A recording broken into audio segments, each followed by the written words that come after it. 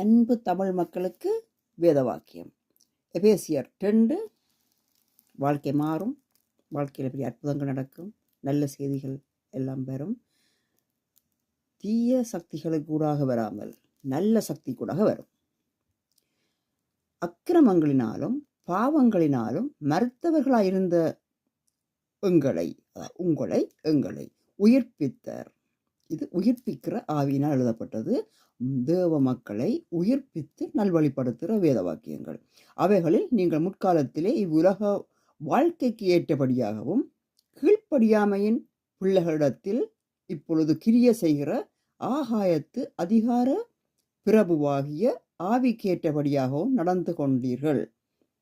இதுதான் நாங்கள் தேவ மக்கள் தேவனை விட்டு விலகி தேவனுக்கு பதிலாக கைகளினால் செய்யப்பட்ட விக்கிரகங்களை வைத்து அவற்றை ஆவிக்கேற்றபடி, எந்த ஆவிக்கேற்றபடி?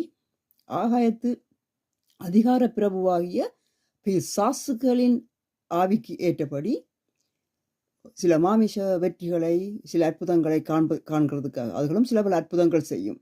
அதை நீங்கள் கடவுள் என்று முழுமையாக நம்பிக்கொண்டீர்கள். இளைய சந்ததி அவற்றை முழுமையாக கடவுள் என்று நம்பி அவர்களுக்கு தங்களை அர்ப்பணித்தது யாருக்கு? அசுத்த ஆவிகளுக்கு. இதை நீங்கள் வடிவாக தெரிந்து கொள்ள வேண்டும்.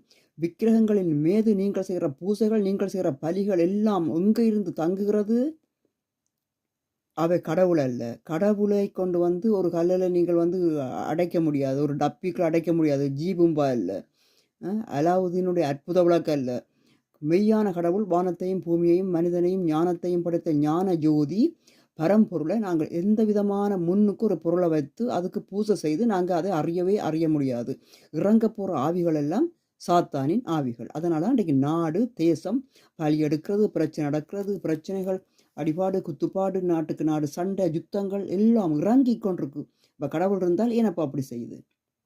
இது கடவுளில் பழிய போகிறது. கடவுள் இருந்தால் ஏன் அப்படி வருதுண்டு? ஏன் அப்படி வருது?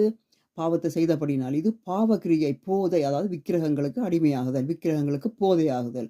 விக்கிரகங்களுக்கு போதையாகி இறக்குற ஆவி முழுக்க அந்தகாரத்தின் ஆவிகள். இந்த அந்தகாரத்தின் ஆவிகள் அந்தகார கிரியைகளை உங்களுக்கு நடுவில் தொடர்ந்து செய்துட்டு இருக்குங்க, விடாமல் செய்துட்டு இருக்கும். நீங்கள் திரும்பவும் அதுக்குத்தான் போய் பூஜை செய்வீங்கள், நீங்கள் திரும்பவும் அதுக்குத்தான் போய் பூஜை செய்வீங்கள், பலி கொடுப்பீங்கள். கடைசியாக அது உங்களை தன் கொண்ட்ரோலுக்குள் அடக்கி வைத்துக்கொள்ளும். அப்படி அந்த பிசாசு கட்டிலிருந்து நீங்கள் வெளியே வர வேணும் என்றால் அது பெரிய ஒரு போதையிலிருந்து வெளியே வருவதற்கு ஒப்பாக இருக்கும்.